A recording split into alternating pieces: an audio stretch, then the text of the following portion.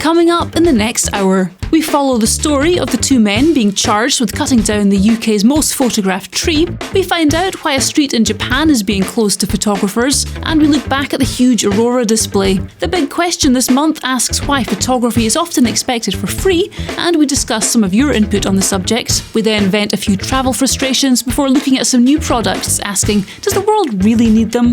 It's all coming up, so settle in, buckle up, and fasten down. And now, please welcome your hosts for this episode of the Photography Online Podcast.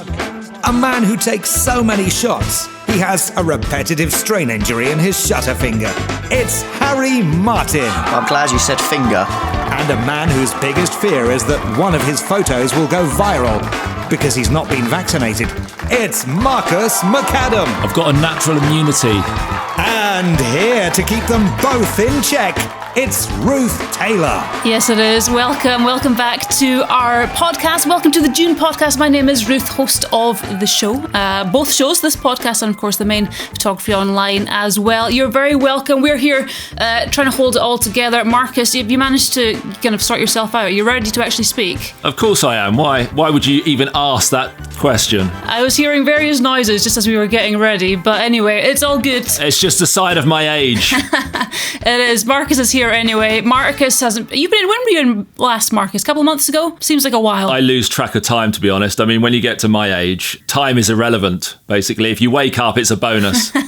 Well, on the other end of the spectrum, Harry's in with us as well. Harry hasn't been here for a couple of months. Good to see you, Harry. I know, I'm back. It feels like an eternity since I was last on the show. It wasn't that you were rejected or sidelined or anything that you said wrong. It's just we just thought absence makes the heart grow fonder. Ran out of good content.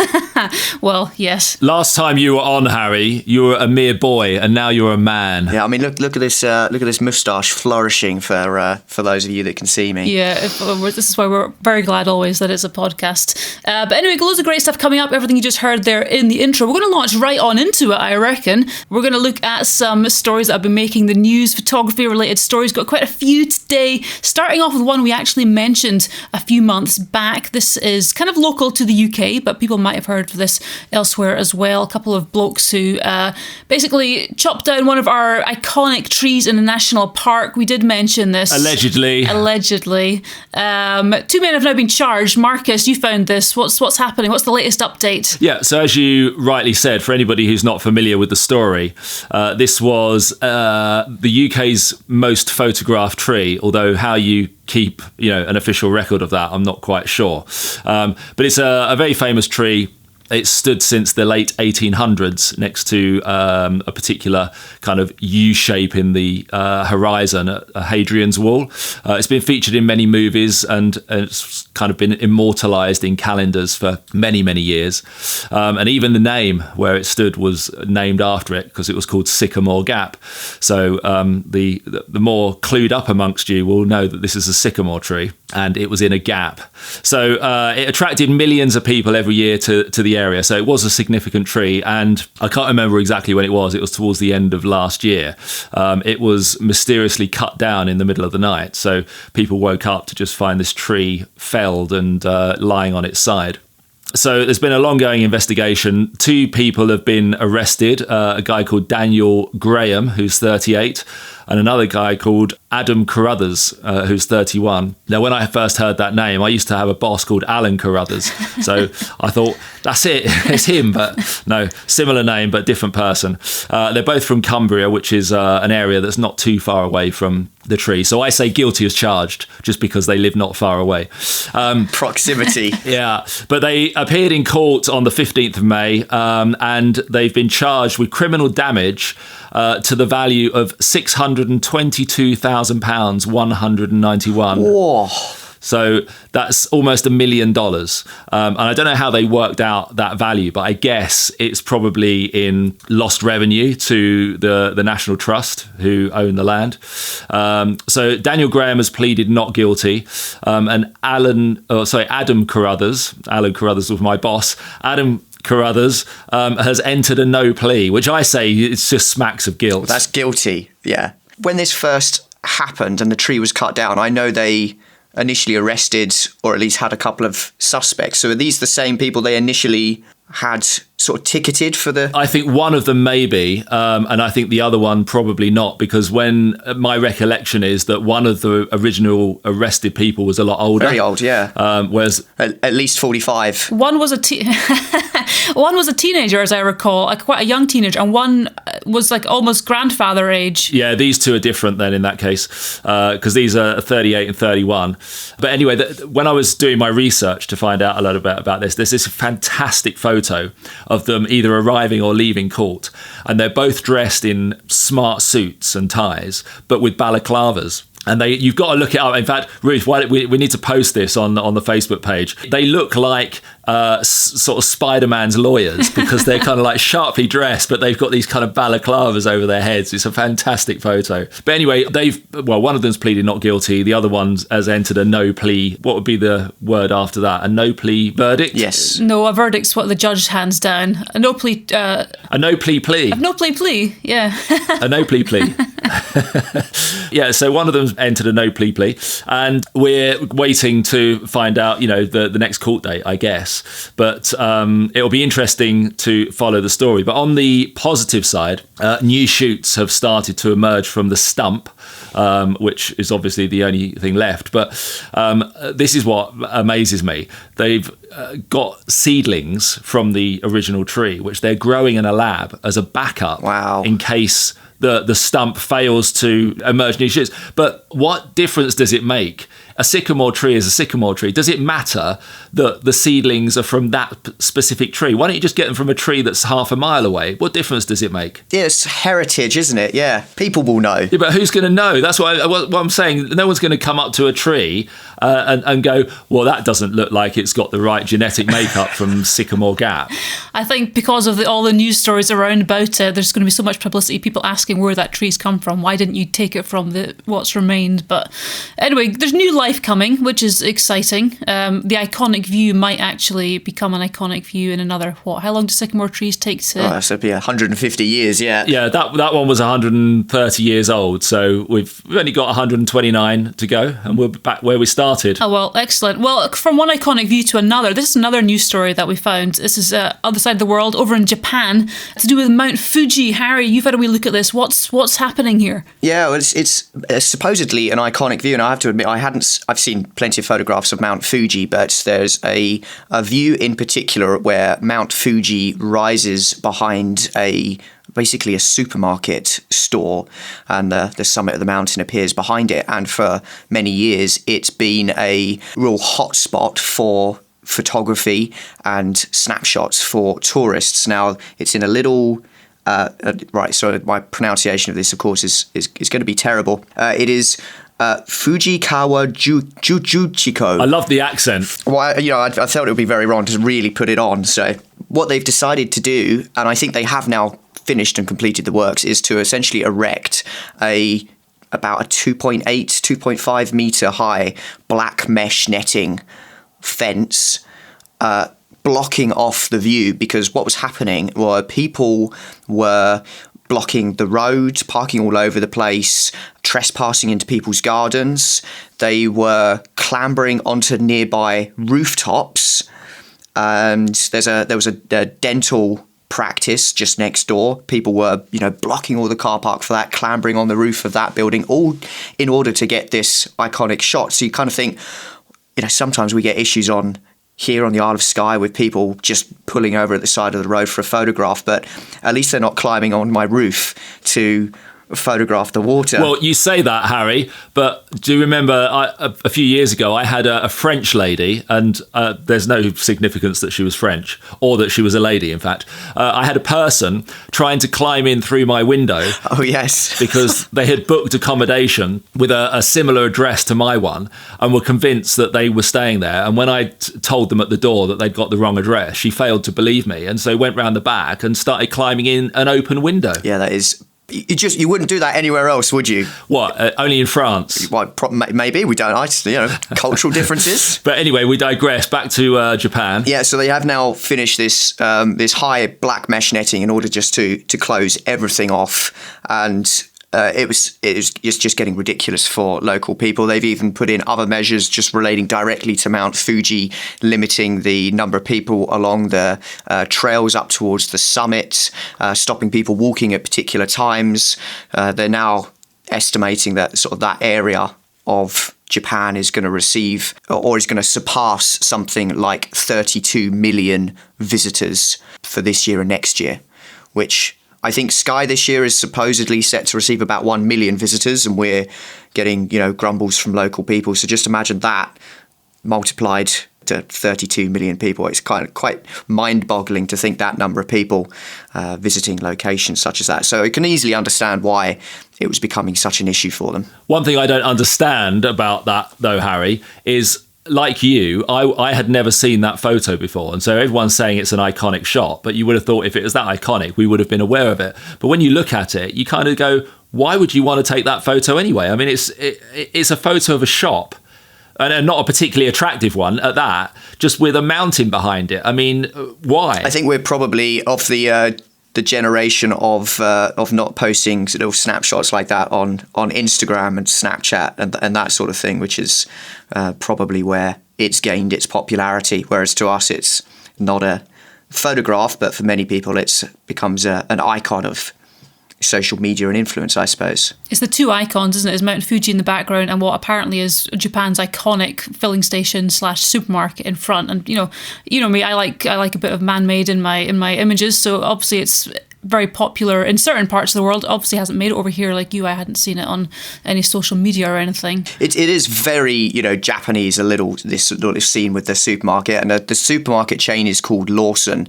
And doesn't sound very Japanese. Very Japanese, yeah. I'm sure slightly translated for the benefit of visitors. But, that's the view, and the area itself just became known as Lawson Mount Fuji. That's what you would Google in order to find the area. So it's become such a icon. But yeah, like you say, I'm not entirely sure why. You mentioned as well that people are being banned from climbing at certain times because there is apparently a trend, what they're calling a bullet climb. So people kind of go up and down in one go. And again, it's the same kind of thing. It's things start to trend on social media usually, and it's causing, obviously Mount Fuji itself, they're having to ban walkers, they're having to put up nets down below because that started trending, and it's having so much of an impact, I think, greater than you even realise. It's I guess it's social media and everything that goes along with that. Visitors or general tourists trying to summit Mount Fuji in a single push, which is what they're trying to avoid now by closing off the trails at certain times, is if you're not used to mountain climbing, Mount Fuji surprisingly is not a small mountain. I think it stands at around 12,500 feet.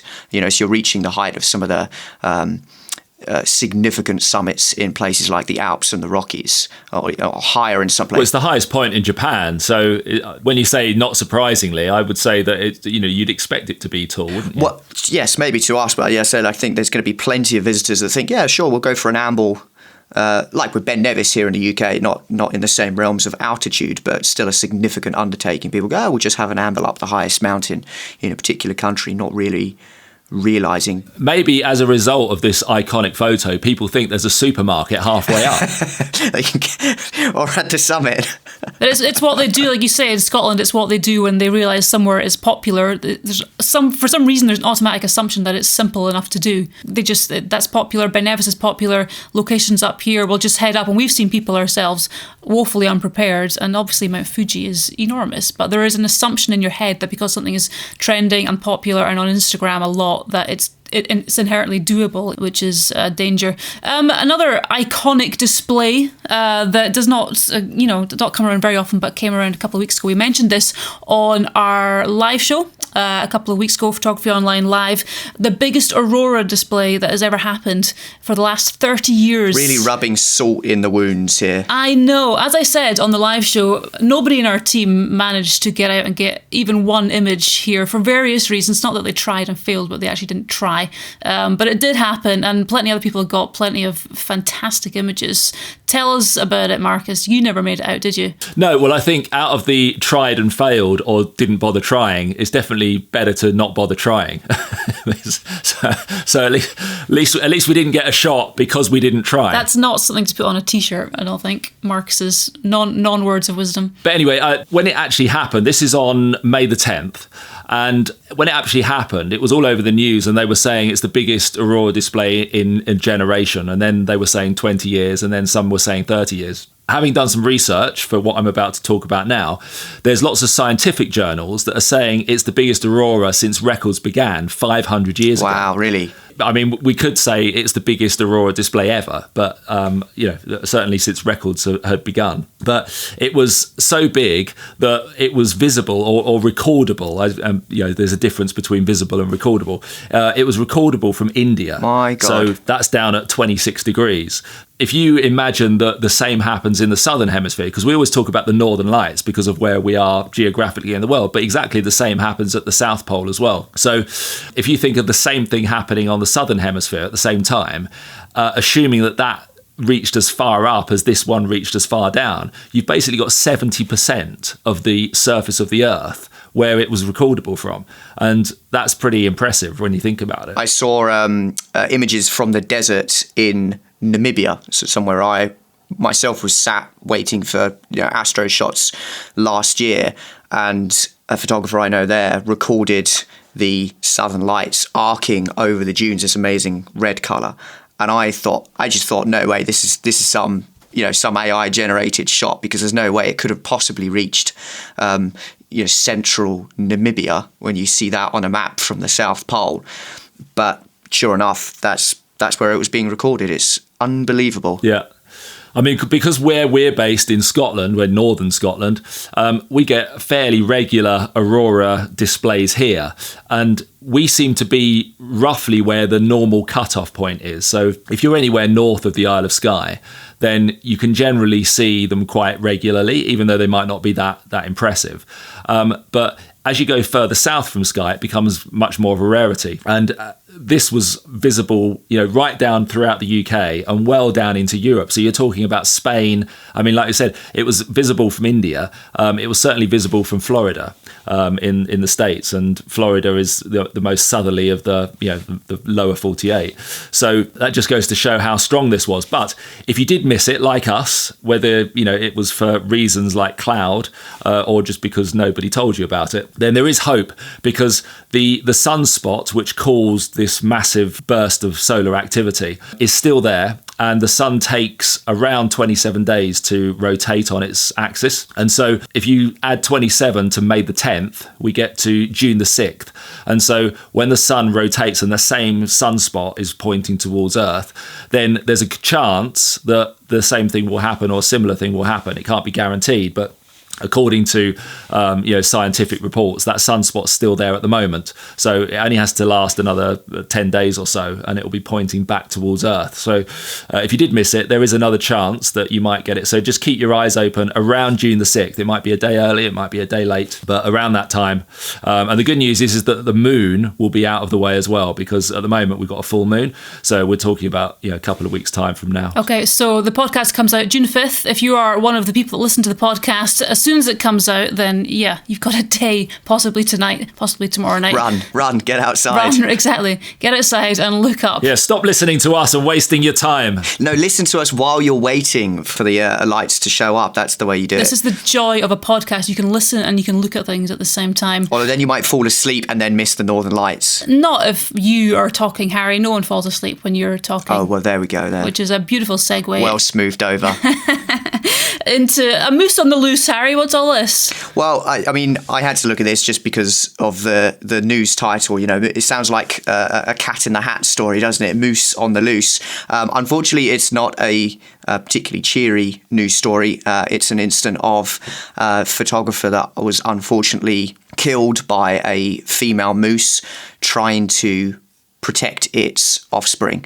Now, I tend to see a lot of these stories, particularly in the States and places like Yellowstone or Yosemite, where tourists are trying to photograph bears or bison. And often it's unknowing, unwitting people that don't have much of an idea about animal behaviour. But what stood out for me in this is that this particular photographer, a guy called Dale Chorman, he was 70, was a fairly experienced photographer, enjoyed his wildlife photography, and was off and out. So it wasn't a case of someone being unprepared. It seems like he was particularly unlucky and was just in the wrong place at the wrong time. Now, he'd gone out looking for the moose, but I would say in his defence, moose attacks on people are incredibly rare, especially fatal ones. Now, obviously, when animals like this have offspring, they are going to be particularly defensive and aggressive.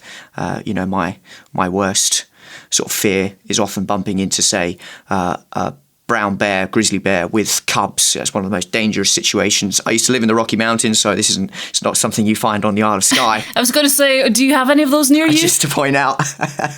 But I spent 6 months guiding people in the Rocky Mountains, and bumping into a grizzly bear with cubs was one of those things that was kind of worst case scenario.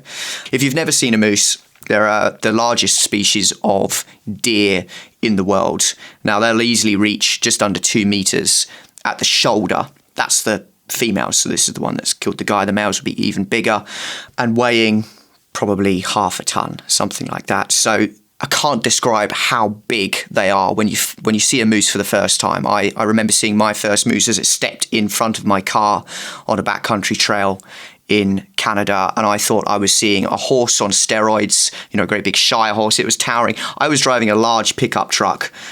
I know I'm small, but I couldn't jump and touch the top of the roof of this pickup truck. So it was a big vehicle, and it was a female moose that I saw, and she was taller at the shoulder than the top of this pickup truck. And so, it's kind of like one of these comedy movie scenes where you start down at the feet and your eyes just keep going up and up and up, and then your neck is craning back and you still haven't reached the top of the animal. So incredibly unfortunate. And I applaud his family, his son and the rest of his family made sure and put out a statement that what they didn't want was for the moose to be shot.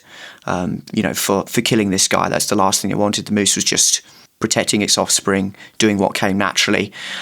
So I think it's a wise story to take on board and be like, it doesn't matter how experienced you are, wildlife is unpredictable. We always need to be careful. We always need to keep our distance and watch our subjects very carefully. You never know what's going to happen. I think the take-home message from this story is that if you are going to photograph a moose, make sure it's a chocolate or strawberry one rather than a protective one. Yeah.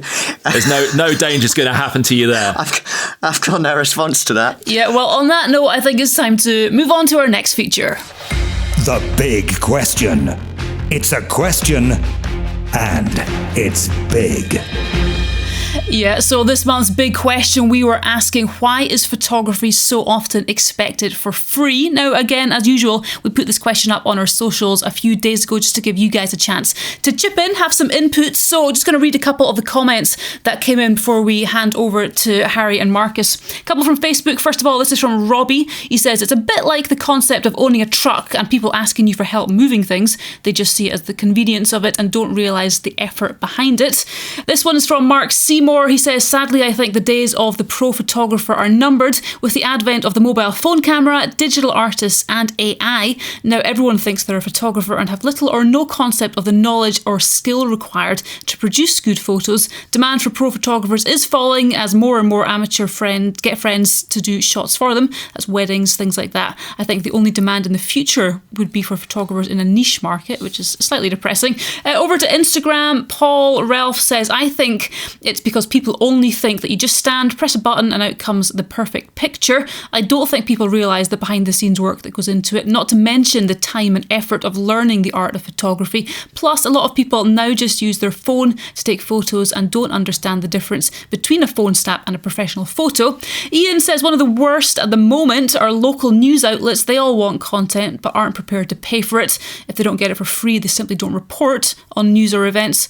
And Rob just chipped in with saying, Same problem for musicians. Now, we know this isn't confined to photography, but obviously that's what we're talking about here. Marcus, you have had experience of this, I'm guessing. What do you want to start with? Yeah, well, I mean, I think it's a bigger problem for, hobbyist or enthusiast photographers rather than professional photographers, because once you're known as a professional photographer, people kind of understand that that's how you make your living, and I think they're less likely to then ask for something for free. But it still happens, but I think it happens probably less.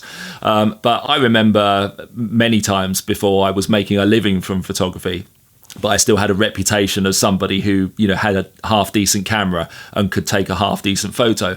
I'd get asked all the time, "Oh, can you just do this? Can you just do that?" And there's two ways of looking at it, really. From a professional point of view now, I would say that I'm anti people giving up their time for free, because it then becomes an expectation by many that photography is not something that's valued. But at the same time, if you're an enthusiast photographer and somebody gives you a purpose and a reason to take photos, it's exciting, and you think, well, I want to do that. So because I want to do it, I don't necessarily need any money for it, and because I'm not a professional, it's not really right that I charge you for it. So I can see it from both points. But the problem is that when you hear, from a friend of a friend of a friend that they got their wedding shot for free because they just asked somebody they knew down the road with a camera, then everybody thinks, oh, that sounds like a good idea. And it becomes almost like the expectation. And then when you actually charge for a service, it's like, well, hang on a minute. I thought this was something that you could get for free. So I can see it from both angles. But even now, the one that I get most of the time now is I get local businesses contacting me in full knowledge that this is what I do for a profession. And they will say, I'm looking for 2 or 3 photos of sky for a new website that I'm doing. Do you have anything that you can send me? And I say, yeah, what's your budget? And they say, well, I don't really have a budget, but I thought if you have the photos anyway, you could just send them to me. And it's kind of like their mentality is you don't have to do anything. You just have to go through, your archives and send me some photos. It's really like 2 minutes work. In actual fact, it's not 2 minutes work. It's a lot more than that, especially when you see my archives and the mess that they're in. But what they don't value is that photo, even though it's been taken, it still required time and effort and energy to get it in the first place. So, in my portfolio, the photos that are on a website, for example, that's several years of work there, and people will go on that and they'll say, oh yeah, he could just send me that photo because he's already got it, so it's no problem. And that still exists today, and I think it's a shame that people have that mentality. What do you think, Harry? Well, it just devalues, though, like you say, that even though you've already got these images, by then people asking them for free, it inherently devalues that photograph. I was about to say as a piece of artwork, but that would be sort of overstating some of your photographs. But thanks. The actual image itself, that has intrinsic value, but it only has value if people themselves are going to value it. So by people continuously wanting these things for free, it's going to end up, and is now reaching that point where photographs are not worth anything. And there was a particular comment about especially local news outlets not paying for photographs. That's something I find increasingly often. I submit images to sort of news agencies in order to be published out to the wider press, and I know full well that if it reaches just a local outlet, even if that outlet is even like a Scottish national, I'm generally not going to get paid for that, because they just won't pay for images. It has to be complete national large newspapers in order to receive payment, which is incredibly frustrating.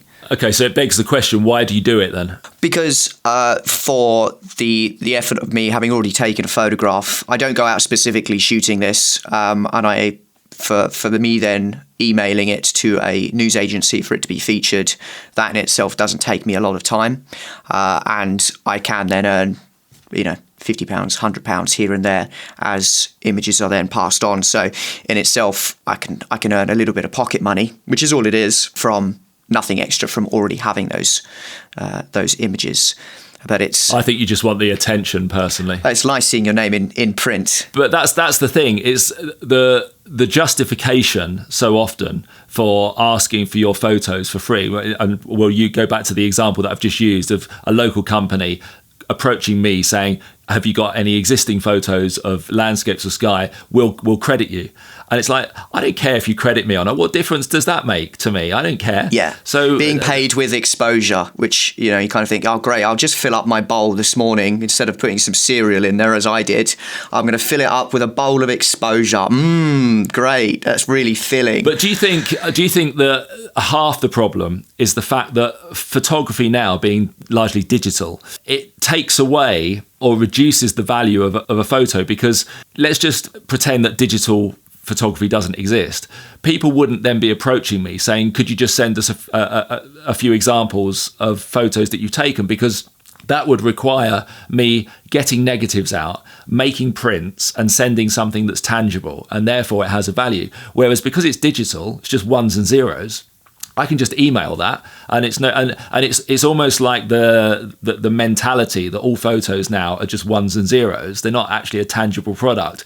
It's devalued the actual photograph in the first place. I think it's the accessibility of digital photography. The fact that everyone, we've had this debate, what is a photographer, what classes as a photographer, but in reality these days everybody can be a photographer with the quality in our pockets. But because most people aren't trained in photography or haven't had lessons or any background knowledge, such as yourself, such as myself, then that as a sheer volume and percentage of images that are available, the quality as a stock of available work has been lowered dramatically.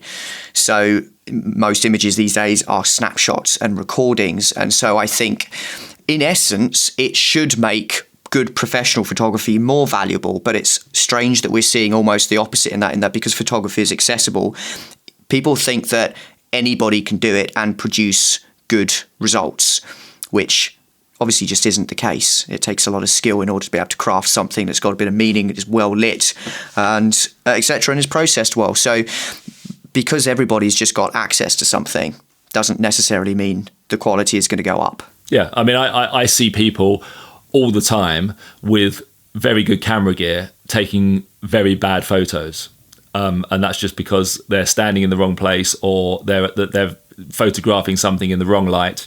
And that's where equipment or even artificial intelligence that can't replace the experience that a photographer builds up over years and years and years of taking photos. Absolutely, and I think it has to be balanced with the idea that what do photographers that are trying to make it as either semi-professional or full-time professionals, I think they are going to have to take opportunities which are not paid. I think there's very little way out of that these days, unfortunately, in order to start to build up the experience needed. So it's a real catch-22 in that, well, yes, I do want to be paid eventually, and but in order to do that, I'm going to have to accept unpaid work. Yeah, I think another arm to this as well is that people who don't understand what goes into photography, they assume that if they ask you to come along and photograph an event and saying it'll only take you an hour because the event's only an hour long, therefore it's only an hour's worth of work. But it might be an hour to get there, okay, and then you're there for an hour, and it's always going to be longer than they say because it's never an hour, is it? So let's just say that's 2 hours. And then an hour to get home again, so that's 4 hours. And then you've got all the editing to do. And the editing is where the real time is taken. So I'm always explaining to people that when I do commercial shoots, which are mostly for hotels, local hotels on the island, that if I'm taking photos for, say, 3 hours, then you should allow exactly the same amount for editing, give or take. Oh, at least. Yeah, exactly. But with hotels, what I'm doing is I'm taking very few photos because I'm taking 20, 30 minutes to set up one shot. And then I take one shot and then I move on. So after 3 hours, I might only have 10 photos that I have to edit. So it's not actually that long. It's not like shooting a wedding where you might go along for, say, 5 hours or a day, and you might come away with 2,000 photos. So from the customer's point of view, that photographer's only done a day's work, but their work hasn't really started yet because they're going to have to spend 4 or 5 days sitting in front of that computer screen editing those photos. So you're actually employing them for a week, not just a day. It links nicely. I saw a debate, as it were, breaking out on social media regarding turnaround times for photography, and it was another professional photographer, and they were stating that if you're the photographer that you've employed for, say, a shoot or a weddings particularly, is taking 6 to 8 weeks to turn around all of your wedding photography, for example, then they're obviously not trying hard enough, and that's unacceptable, having an 8-week turnaround on a whole wedding photo shoot. And I thought that was, despite them being professional, I thought that was utterly ridiculous point and position to take, because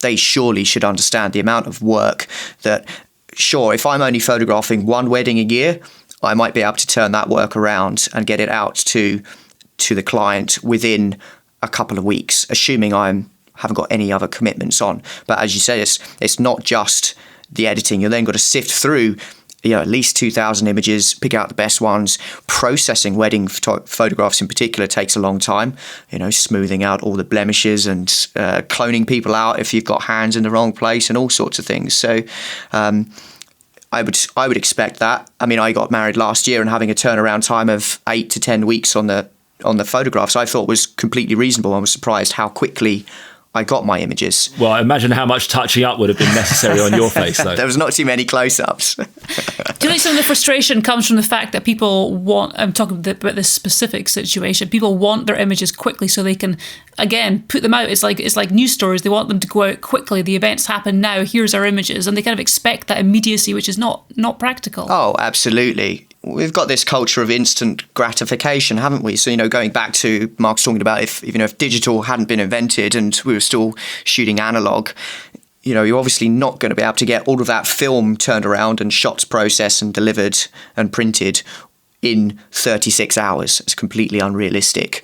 But because you can just stand there and snap on your phone and upload it straight to Instagram Live and all this other nonsense, and that people expect that they're going to be able to post a professional shot from their wedding on the same day that it was shot to showcase and change their relationship status and put a nice photograph with it. It's if you want that, you've got to do exactly what we're talking about, which is just hire somebody, or indeed not hire them, take a load of photographs and just hand you the JPEG, hand you the SD card at the end of the day. Yeah, well, there's also the precedent of once enough people start doing something for free, that becomes the norm, and therefore it's expected. So there's a similar issue with people wanting to do promotion on YouTube. So when you have a sizable YouTube channel, people contact you all the time, companies, saying, if we send you our new lens cloth, okay, can you do a feature about it?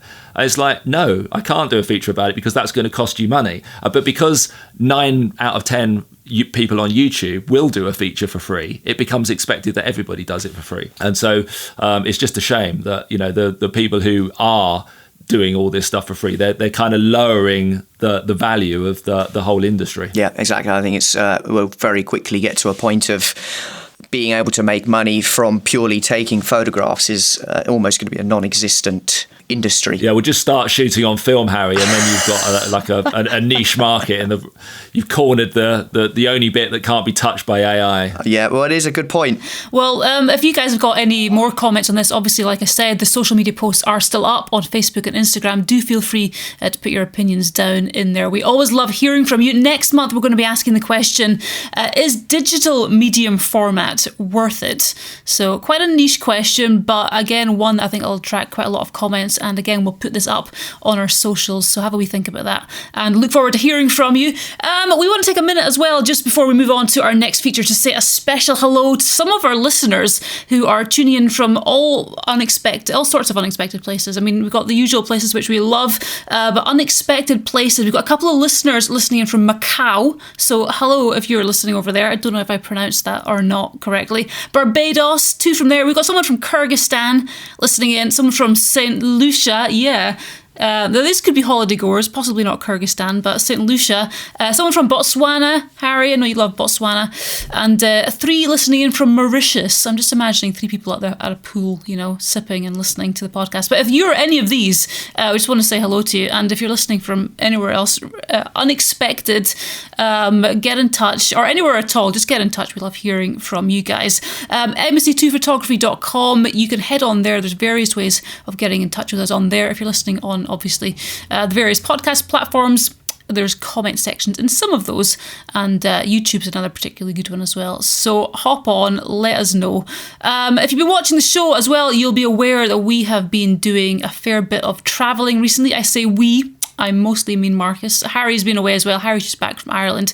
But talking about overseas travelling, Marcus came back with a head full of, and I think a notepad full of things ready to rant about. So because we're in June and we're at the beginning kind of the summer travelling season for a lot of people, we just wanted to take a few moments and basically hand over to Marcus, I'm assuming he's got some wisdom woven into this as well as just pure anger-induced rants. So no, it's just that because I've done a couple of international flights recently, you just sit there and you just wonder why things happen the way they happen. So I thought I'd just, invite people to give their input if they know any better. But don't complain that you're not travelling, Ruth, because where are you off to in a week's time? Oh, I mean, I haven't travelled so far. Yes, off to Spain in a couple of weeks. So there'll be, I'm sure, some stories to be told on next month's podcast. Yes, I'm coming to Spain with you. And one of the reasons why we're not flying is because of some of the stuff that we're going to be talking about now. So basically, I'm in the frame of mind now where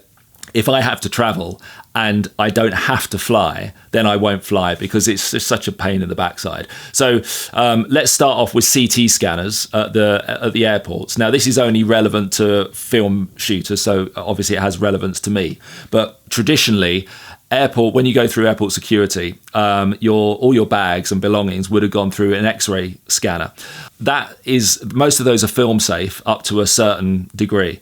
If you keep putting your film through over and over and over again, so if you're going on a trip which involves going through many, many different security points, then at some point that's going to be a problem. But if it's only going through a couple of times, it's not really going to be an issue. But a lot of airports now have upgraded their machines or are in the process of doing this to CT scanners, and they're much, much more powerful. CT scanners will ruin film. That's been tried and tested, and it's a fact. Now, in the US, and they're a little bit ahead of where we are in the UK, they've pretty much all gone over to CT scanners already. And there's actually a law in the US that says that if you have X-ray sensitive material and you're going through security, if you request a hand check, it has to be done. Now, I don't know what law that is. I used to know what article such and such, etc., but I don't know off the top of my head what it is. But it is law. But regardless of whether it's law or not, whenever you hand over a bag, in my experience, to the person on the X-ray machine and say, "Would you mind doing a hand search on this?" They just smile at you and say, "Yes, sir, that's no problem at all." And it's never ever an issue. In the UK, it's completely the opposite. And if you tried that approach and you smile nicely and say, "Excuse me, would you mind doing a hand check on this?" They go, "No, it has to go through the machine, everything through the machine." And there's just no room for debate there. So what I did recently, I flew to Cuba in January, and I thought, right, let's see how easy this is. So I contacted Heathrow 3 or 4 weeks in advance, and I explained the situation. I'm a professional photographer. I'm traveling to take photos. I shoot exclusively on film. I've had film damaged in the past by X-rays, which is a lie, but I just thought if I say that, it will strengthen my case. I said, I cannot afford to have this film being ruined, so I want a hand check. I'm contacting you 4 weeks in advance to set this up. Is it going to be possible?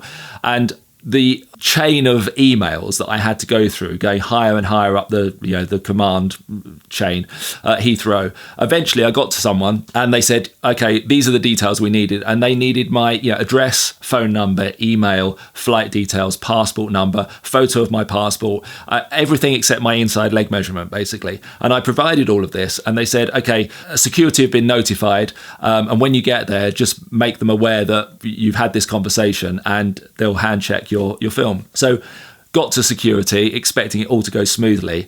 Big mistake. I called the supervisor over because that's what I was asked to do. And the supervisor came over and I said, look, I've got this bag of film here. I've arranged to have it hand checked. He said, not with me, you haven't. It's going through the machine. And it was immediately confrontational.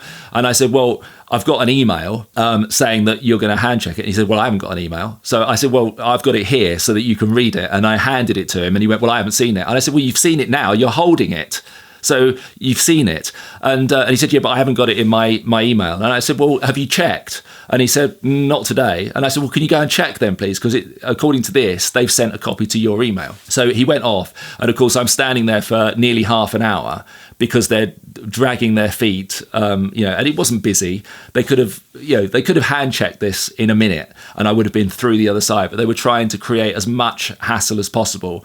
And even though in the end they did hand check it and my film didn't go through the machine, I came out the other side thinking that's just not worth it. I don't want to do that again. Whereas in the US, it's a completely different scenario. So I think the UK they need to address that because if it gets to the point where you cannot fly with film, then we've got a problem. So that's one issue. Hand baggage on planes is another one that I thought I would discuss because lots of people get very nervous about how much gear they can take onto planes. Most airlines now, they don't have a weight limit for hand baggage. They only have a size limit. So if your bag fits in the overhead cabin storage, of which there's standard sizes which most airlines adopt, it doesn't matter how heavy it is, as long as you can lift it up there, then you're good to go. However, if they do have a weight limit, then and your hand baggage is weighed and they said, listen, we've got a 10 kilo limit and your bag weighs 18, then what you do is you just open up the bag and you say, listen, this is what's in my bag. It's full of batteries and glass, which are the two things they really don't want to put in the hold. So what do you suggest I take out to get this bag underway? And at which point they just say, no, it's fine, just do it up, go. It was once recommended to me. I was flying and I had an obviously overweight rucksack. I had it on my back.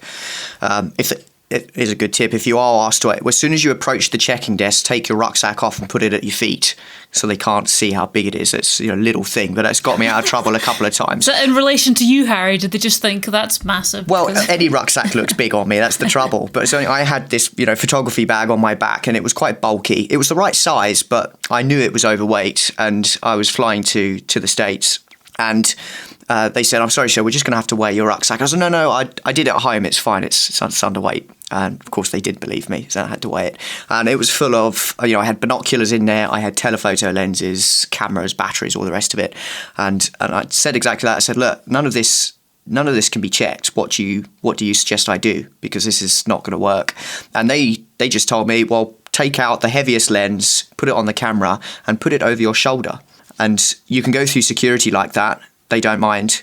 And as soon as I got through security to the other side, put it back in the bag and fine. Yeah, I mean, it's just stupidity, really. It's just doing stupid things to get around the rules. It doesn't make any difference because they know as well as you do that when you get on the plane, your bag's going to be exactly the same weight as when they weighed it. But the one trick I used to do is with a backpack, a camera backpack, is I always used to just put it over one shoulder because if you're wearing a backpack and you've got it over both shoulders, with a hip strap done up, it looks like it's heavy and they're going to probably more like, whereas if you just have it loosely over one shoulder, even if you're straining to hold the thing up, make sure you look relaxed and just try and make it look light. And most of the time they don't even argue anyway. But when I was in the US last month, there was these announcements going out, at the gate saying we've got a full flight. There's not going to be enough room for everyone's hand luggage. So when the overhead cabins get full, we will be checking any further luggage. And of course, I'm past the point where the overhead luggage things are full. And they said, so we're going to have to check your hand baggage. And I did exactly what I just said. I opened it up and I said, listen, this is full of batteries and glass. Is this okay to go in the hold? And they went, no, it's not. Please take it on the plane. And they don't want any responsibility for that. So if you're just polite and don't be confrontational and say, look, I'm not putting this in the hold because it's cameras. If you just ask them the question, this is what's in it, what do you suggest I do? They don't want the responsibility and they'll just tell you to take it on anyway. So that's in my experience. But talking of boarding the plane, if there's anybody listening who works in the airline industry, okay, please explain this to me because there must be a reason for it because every single airline in the world does it, but it makes no sense to me. Why do you always board a plane from the front? The access door is at the front of the plane, okay? So it would make sense to board people from the back, because then nobody's getting in anyone else's way. It's the same as when you arrive at your destination and the plane arrives at the gate. They don't say, right, people at the back off first, because that would make absolutely no sense. The people at the front get off first and the people at the back wait until everybody else has got off. That makes sense. So when you're boarding a plane, why not just do it in the reverse order? Because that would make sense. But as it happens, as the situation is now, and like I say, there must be a reason for it, because everybody does it and they can't all be doing it wrong, is that they allow first class and business class passengers on first. Now, if I've paid 5 times the price for a ticket and than the people sitting at the back, I don't want to be sitting on the plane for 45 minutes longer than everybody else. So why don't you let me on last? So I'm sitting on the plane, sitting in my uncomfortable seat for less time.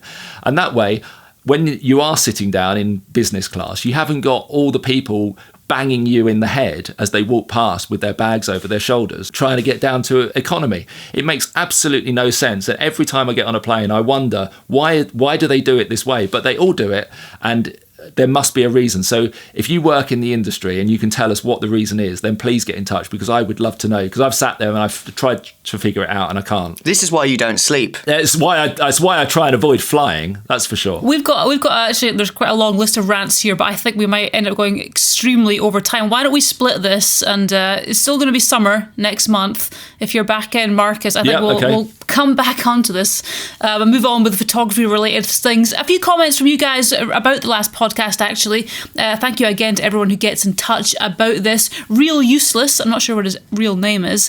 He calls himself Real Useless. He says, what sets this podcast apart for me is how it comes across as genuine photography discussion when it's not about planes. It seems there's so much out there today. It's all about new gear, and while interesting, it's not the only thing I want to hear about. I like how the news segments aren't just telling us the news story, but discussing it afterwards. The entire team comes across as very genuine and very knowledgeable, which is lovely. Thank you, Real Useless. What's he been listening to? I know. Well, you've not been on the last couple of months, Harry, so... Oh, that's true, yeah. True. Wait for some fresh comments to come in.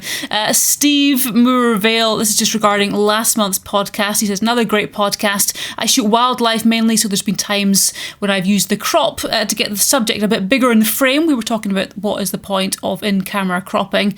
So he does that. He says also it's supposed to help autofocus. Sometimes in the heat of the moment, you don't have time to add an extender or get closer, if that's even possible. So there's been quite a lot of specific comments about some of the topics that we were talking about last month. Always really interesting. Again, even if you don't comment, check them out. They are really interesting to actually read through, and thank you to everyone who has left them. A few comments regarding the main show itself, the main Photography Online show on YouTube. This is from Ian Lewis. A lot of people actually enjoying the last show, specifically the Eclipse feature. He said the Eclipse might be one of the best yet.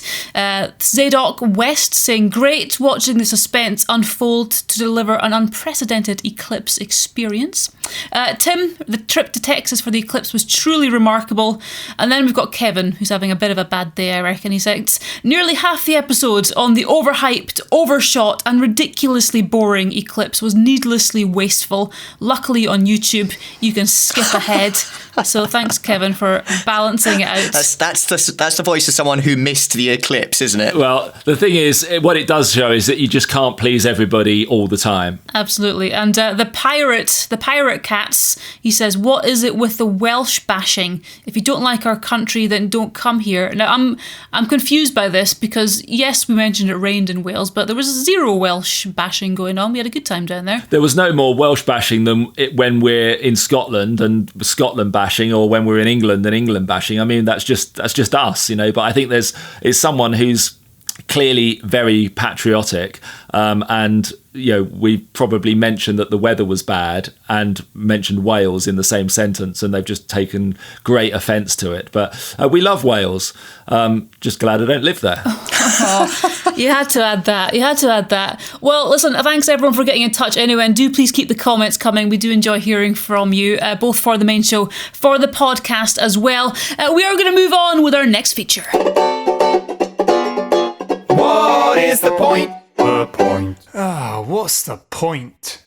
All right, what is the point, guys? What is the point of stitching multiple images to change focal length? Now, I'm having zero input on this because looking at that fresh, What are you even talking about, first of all? Okay, so there's this common misunderstanding amongst many photographers, largely because they've seen people on YouTube doing it, or they've read an article about it, where they think that if they, rather than shooting with, say, a wide angle lens, let's just say 24 millimeters, okay, what they'll do is they'll stay in the same place, but they'll put on a longer lens, say a 200 millimeter lens. And obviously now they're only getting a fraction of the image that they want, of being able to record a fraction of the amount of the scene.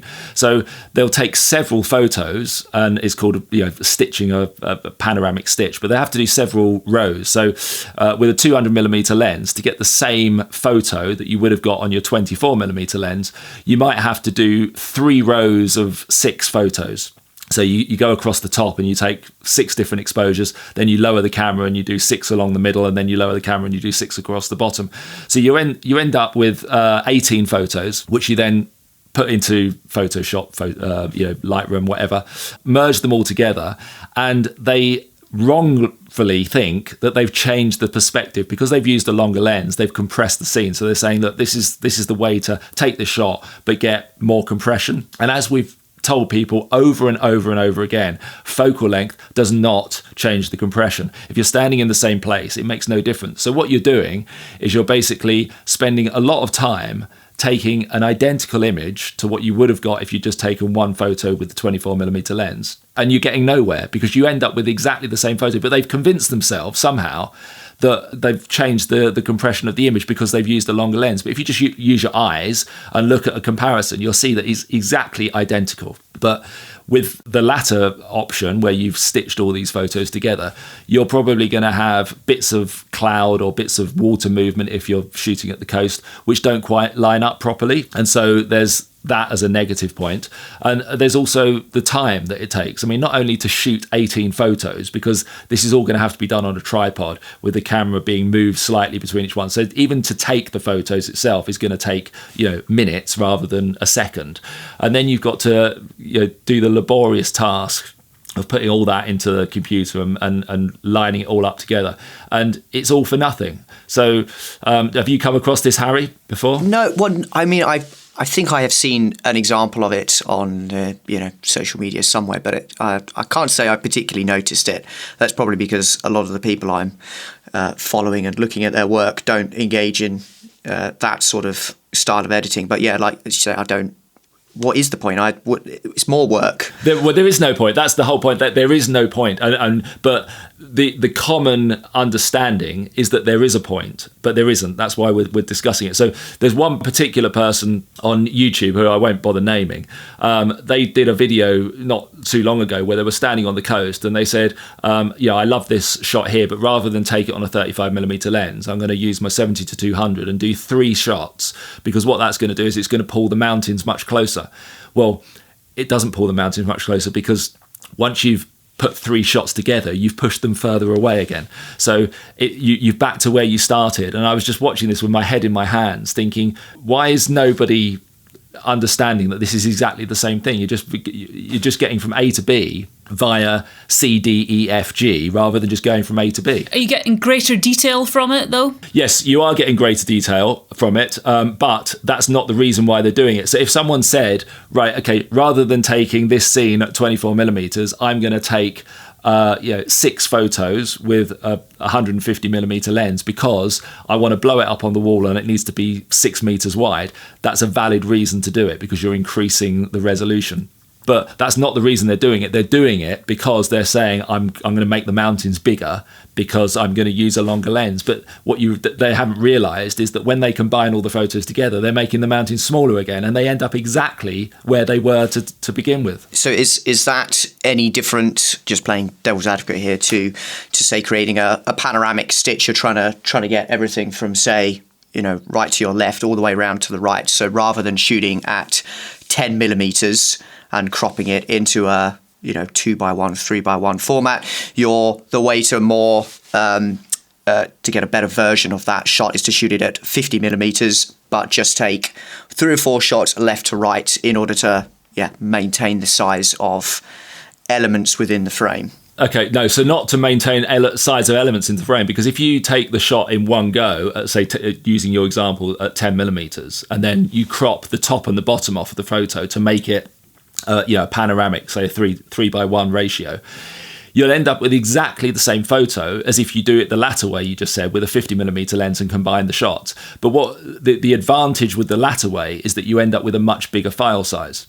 So if you've got a 24 megapixel camera and you take it in one shot on a 10 millimeter lens and you crop off the top and the bottom 25%, you've now only got a 12 megapixel image, which isn't, it depends what your usage of the image is. If it's to go on a website, then it's never going to need to be that big anyway. So you might as well just shoot it in one go. But if you want to print it and frame it on the wall, then doing it the other way would be better. And even with 12 megapixels, you'd be amazed how decent a print and how large a print you can actually generate out of that. I think there's a different debate, but with the increase in resolution of cameras, people think that they need 50, 60, 100 megapixels in order to create a half decent size print. But you'll know as well as I do that you really do only need 20 megapixels or less to create relatively wall-filling images. Yeah, when you consider that 99.9% of photos that are taken are never printed anyway, they're only ever seen at the very biggest on a computer screen. So most photography is consumed on handheld devices these days. So why you would want a 200, 400, 800 megapixel image is just a joke, because it's never going to be printed anyway. So it's kind of pointless. Yeah. So the key point and that people need to take away there is, despite, even if you took one image and crop it, or you're stitching images together to create, or focal length match is probably the best way of describing that. It's all about the relative size of, say, your backdrop to the amount of frame that you're creating. So as soon as you've cropped the image into, say, that panoramic format or whatever you're doing, the actual relative size of, say, your mountain and backdrop is going to end up the same. So you're not altering perspective, you're not changing compression, you're not changing a magnification necessarily. It's such a confusing issue for people to wrap their heads around. You're just changing the resolution. That's all you're doing, and everything else is a complete waste of time. So what is the point? None, I'm guessing, based on you guys. None, absolutely. All right, well, next month we're going to be asking the question, what is the point of watermarking photos? This could almost be the big question. It's not. It's what's the point?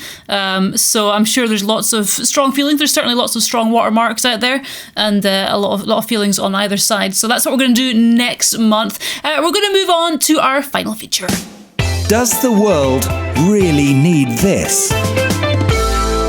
All right, well, this is the part of the podcast where we look at gear, new releases. Now, last month, I was just saying to the guys earlier, we had quite a lot of lightweight, shall we say, items of gear, among them things like Kodak socks, which, just an update, we decided we weren't going to buy them last month because they cost more to post than they do to actually buy. But I found a cheaper high street alternative, which are currently sold out, but they're only $2.99. So Nick and I are keeping an eye on this particular shop, and if we manage to get a pair, we're going to get some.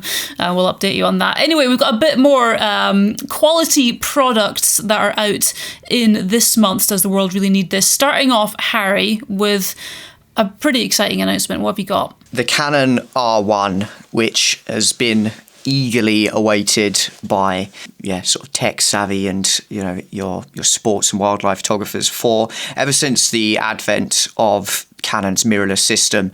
And it's relatively little information still known about it. Canon have been plagued a lot in recent years by leaks and information getting out ahead of camera announcements, and we know relatively little about what the actual specs of the camera are going to be, other than we know that as part of Canon's one series of cameras, Canon has a pretty insane amount of pride when it comes to that flagship level of camera production. So we know that in theory it should blow away most other, certainly Canon's current lineup. The R3 up to this point is probably the highest performing camera they've got, and you would hope a lot of the other flagship cameras that are available from other brands, we regularly have seen in the past Canon's 1D series taking that leap forward. So it should be a very sort of exciting camera to see once it actually comes out. They normally time it to come out with the Olympic events. So, of course, we've got the Olympics coming up this summer of 2024. So I would expect to see professional photographers there using possibly pre-production, if not full production models of the R1. But yeah, what to actually expect from the actual camera, I don't know, other than it should be blazing fast, high performance. Whether there's any need for it for the vast majority of people, almost certainly not. This will be an expensive camera, probably in the region of £6,000, I would expect. I've heard figures that, and I think they're fairly accurate, that it's going to be a 30 megapixel camera capable of 120 frames per second. Yeah, that would sort of fall in right with the current trend in high performance cameras. So, I mean, great for professional sports photographers, but for the average person who currently has the R5 or even the R3, I'm not sure that you need the 120 frames per second. No, I mean, it still won't want me desiring one as soon as it comes out and wanting to sell my worldly possessions. But well, that's the thing. It's a prestige thing, isn't it? Everybody wants to go down their camera club with their R1 over their shoulder. And you just think, okay, I get it. It's a status thing. It's like driving a convertible BMW or something. It's a status thing. But as far as aiding your photography, it's probably not going to do anything unless you're one of those very, very few select people who is down at the end of the 100-meter track when Usain Bolt's coming towards you 25 miles an hour. Yeah, it's like buying a top-of-the-line Ferrari sports car, knowing that you're only ever going to drive it around Sheffield city centre at 40 miles an hour. You've got absolutely no benefit in performance. The chance of that car in Sheffield is very, very unlikely. I think Harrogate is probably the example that you should have used there. I could have named anywhere. But it's the same principle, isn't it? People want it and may use it, but it's day-to-day life. It's not going to affect it. But you kind of think for maybe some of the photography that I do that yes, it might make my life a little bit easier in some regards, and might be able to get maybe a few more pictures in focus than I currently do. But this is the problem, Harry. You just touched on something which I've noticed more and more people doing. And that is that you're, in that statement that you've just made, you're almost saying that you need technology to improve to allow you to get your photos is sharper. And it should the mentality is wrong, because you should be thinking, I need to get my skills better in order to get but because you know that the technology is there and it's improving all the time, it's almost like that's where you're putting your hopes in rather than improving skills. And this is something that I hear from people all over the place. Absolutely, but it is true to an extent, because you can only hone your skills to a certain extent before you reach the limit of the equipment you currently have. So if I was still shooting on a Canon 40D, which is first semi-professional camera I owned, that was limited in focus speed and the ability it could lock onto subjects. So if I actually have one of those, I was going to use it for a feature on Photography Online to show the difference between some of the older equipment I started on, to see if I could match my current level of success in sort of hit rate on, say, fast-moving eagles to the original equipment I started on. Because in theory, yes, because I'm a professional and in theory I'm quite good at what I do, I should be able to... You mean, in theory, you're a professional? Well, yes.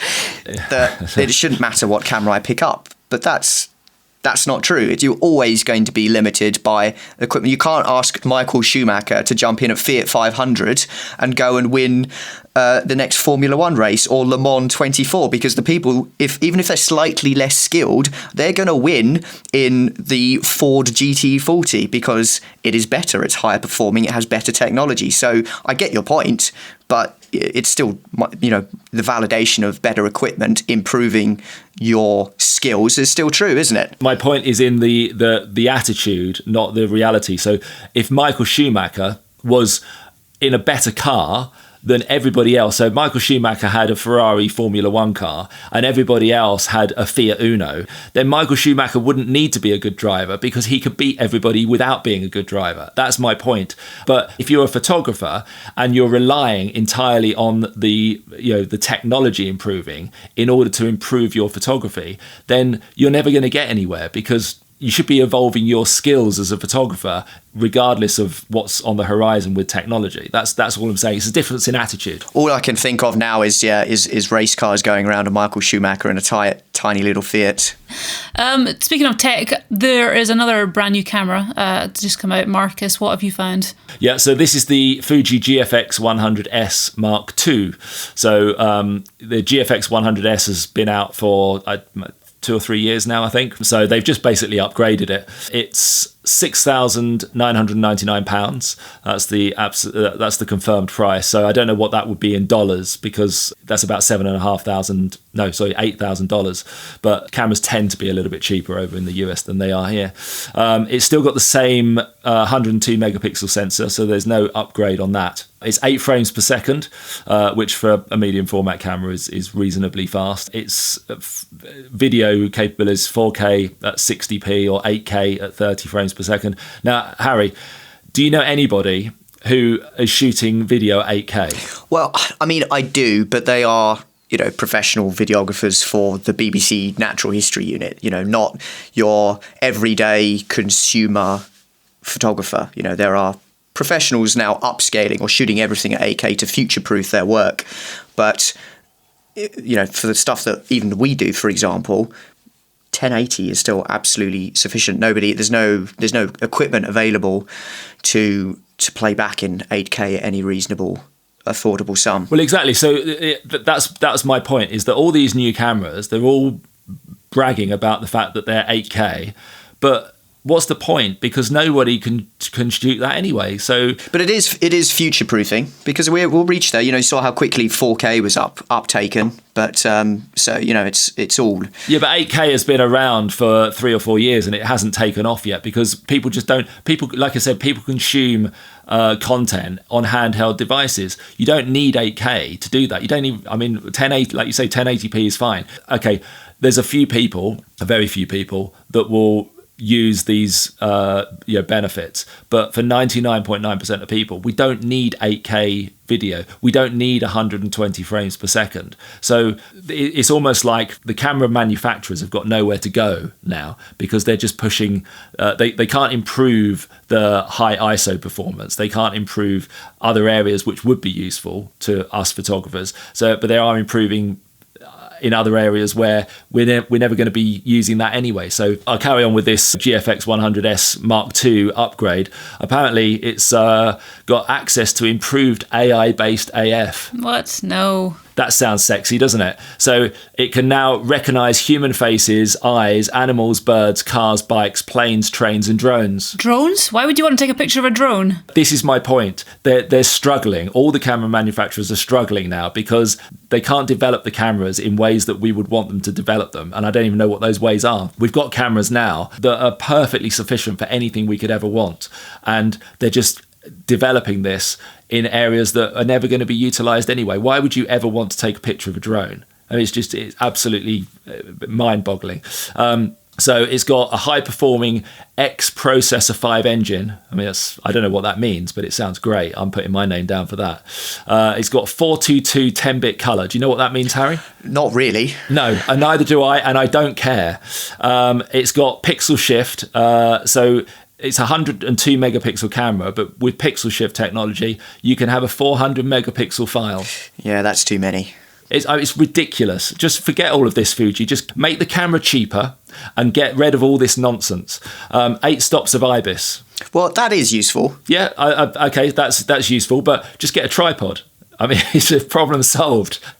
So anyway, yeah. So does the world really need this? And I obviously we're talking about the Fuji GFX 100S Mark II specifically, but I would widen the net to everything that I've seen coming out of Nikon, Sony, Canon, is that I just get a little bit disheartened by seeing where all these cameras are going, because they're not actually improving. So digitally, I still use the 5DSR, which is an 8-year-old camera, because it's yet to be surpassed by Canon anyway, in its image quality, because the R5 can't touch it, the R3 can't touch it, the R1 won't be able to touch it. We know that already. So it's an 8-year-old camera. Why do I need to upgrade? I don't, because I don't need 120 frames per second. I don't need AI to be able to track a drone. because I don't take photos of drones. So for me, there's no reason to upgrade. I mean, I feel sorry for people coming into photography because you look at a new product, the spec list is just confusing. It's confusing. It's all about video engines, and as you say, all these acronyms that you've got no idea what they mean, and I agree. Back to basics, I reckon. Lens, we've got a brand new lens out, though. You'd like a bit of glass, Marcus. Sigma have got a new lens. What's this one? Yeah, so again, it's just an upgrade on what is probably their most popular, sort of pro spec lens. So it's the 24-70 DGDN Mark II. This new one's 10% lighter and a little bit smaller. It's got improved optics, which is obviously always going to be welcomed. One of the other key differences is that this one will focus much closer. So if you want to get kind of macro shots, then I think it will focus just 2 or 3 centimeters in front of the front element. So, if you want to do the close-up shots, but I think that's only at the wider end. So this is 24-70. So if you put it to 24, you can focus down to about 2 centimeters from the end of the glass. I don't know what it is at the longer end, but it's got a new, quieter and faster autofocus motor as well, which, for video purposes would be a benefit, I suppose, because you don't want the noise of the lens whirring away as it's autofocusing. And it's got a declickable aperture ring. So Sigma are doing that on a lot of their lenses now, where the aperture ring has moved back to the barrel of the lens rather than being controlled by the body of the camera, which I think is a great idea because it frees up the controls on the camera to do other things. But you can declick it, so you can have it so that it clicks between each aperture. So you can go from 2.8 to 4 and to 5.6, and it will click into place. But then you can take that off so that it's a smooth linear movement. So that's quite good, and that's something that they're doing on all their lenses. So if you have the existing Sigma 24-70 and you enjoy using it, then it's probably a useful upgrade, I would say. All right, well, the last thing we've got on our list, does the world really need this? Now, last month we were talking about a very large memory card. It's a 4 terabyte SD card for your camera. This, Harry, this final item we've got is a little bit different. What have you got? Yeah, so, not quite as exciting and sexy as, say, a flagship camera coming out, but it did catch my eye in that this is a new series of hard drives that will be coming out from Sandisk, who have had a little bit of bad press with some of their smaller SSD drives recently. They had a bit of reliability issues. But this is a new desktop SSD series. So hard drives, HDDs, have got spinning disks inside them, so many people will be familiar with that whirring, vibrating sound when you plug in your hard drive and you hear it start to whir and take off in the background. That's the traditional way that storage has worked for a long time now.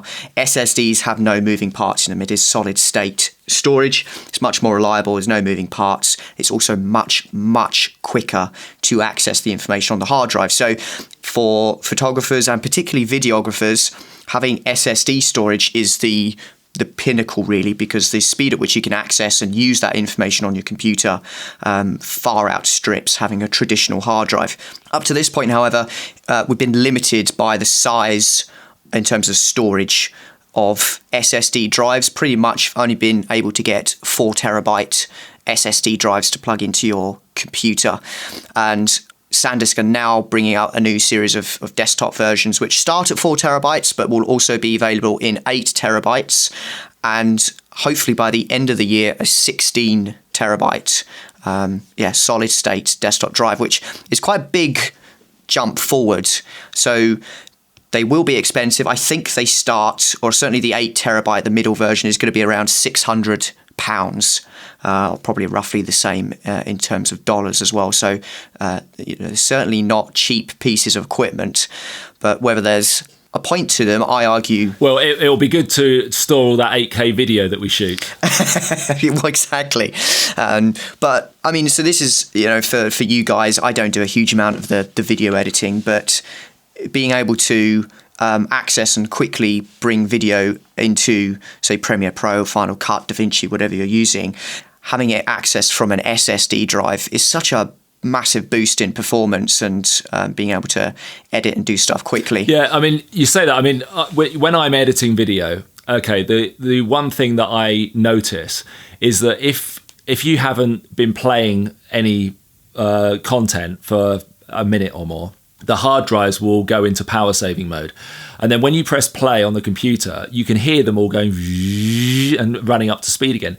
But once they're up to speed, there's never a problem with it. So once the hard drives are spinning and the computer's accessing information, there's never a point where the access isn't fast enough and I'm sitting there waiting for something to come off. It's only that initial startup thing. So when I'm working, it's very rare that I pause play for more than the amount of time it takes them to go into power saving mode. So by that reasoning, having an SSD hard drive wouldn't really make that much difference. It'd only make a difference the first time you hit play, in which case it might save 5 seconds of your time. As well as the initial time it takes to transfer all of those files onto a hard drive. So I notice it when I was shooting a lot of slow motion footage of seals when I was in Ireland. And even with a 512 gigabyte card in my camera, you can fill up that size of memory card in about 6 minutes shooting footage of seals at high frame rates, and then trying to transfer that amount of footage onto a traditional hard drive took most of the afternoon, just slowly ticking over because it's such a vast amount of information, whereas you speed that up by at least a factor of 10, 15, 20 times by using an SSD, so as well as being more reliable. So I would certainly say for me, I'd maybe wait until they're slightly more affordable, which I think is going to come very quickly. Well, everything comes down in price eventually. But before we wrap this up, I just want to pick you up on a little contradiction that you started off by saying that Sandisk have been plagued by reliability issues with their smaller SSD cards. But then you said that SSD drives, but then you said that SSD drives are more reliable. So that's kind of like a bit of a contradiction there, isn't it? Yes, true. I think SSDs as a whole, as a platform, is more reliable. I don't actually know what the issue was with some of the older Sandisk drives. I don't know if it was driver or software related, or if it was an actual issue with the hardware. So I'm sure viewers can enlighten us. I don't own any of the smaller Sandisk ones. So the other thing that always amazes me is that when you have a memory card in your camera, that is a solid state. There's no spinning mechanisms in that. You can get a 1 terabyte SD card. Okay, so what we're talking about here, as though it's some new amazing revolution, is just 8 little SD cards stacked on top of each other. But in reality, I know that the size of this thing is going to be like a shoebox. I don't understand how, when you scale up what's on an SD card, how it can end up being so big and so expensive. You can see the picture. It's about the size of a big donut. It's not large at all, actually, the 8 terabyte ones. So this is the words of someone that's got no idea of sort of I haven't. Mechanical engineering or what it takes to produce high-end digital products, isn't it? I've no idea how a 1 and a 0 is stored electronically and then read and then rewritten and erased, and I've got no idea how that works because it's not magnetic. No, I mean, I have no idea. Don't ask me, but it's obviously fast. This is why there are exactly. So don't sit there and accuse me of being all old and out of touch when you don't know either. Well, I'd invite people to comment, but I'm not entirely sure we want all that information, unless you can explain it succinctly and clearly in less than 3 or 4 lines. I'd be more interested in why they load planes from the front, to be honest. Geez. Right, okay, all comments. That's far more important. All comments on all topics, welcome. We should say as well that everything we've been talking about, the news stories and the gear stuff in the Does the World Really Need This, there will be links in the show notes. So whatever device or whatever platform, I should say, you're listening on, check those out if you want to get more information on what we've been talking about. We're going to leave it there, I think. Thank God. For this month's podcast. I know, it's been a marathon.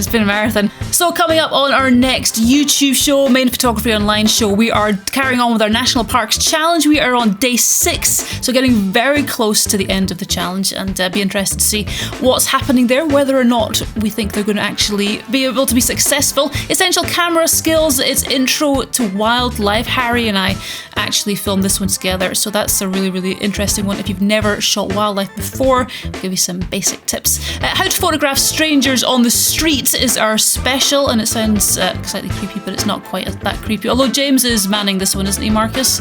Yes, he's off to Cuba for that one. Fabulous. And then finishing up Analog Affairs with affordable X-Pans. So how to get that quality, but saving thousands of pounds by doing it this way, is in Analog Affairs. So that's all coming up up on the 7th of July. That is the first Sunday of the month. Until next time, take good care, but most of all, take good photos. The Photography Online Podcast.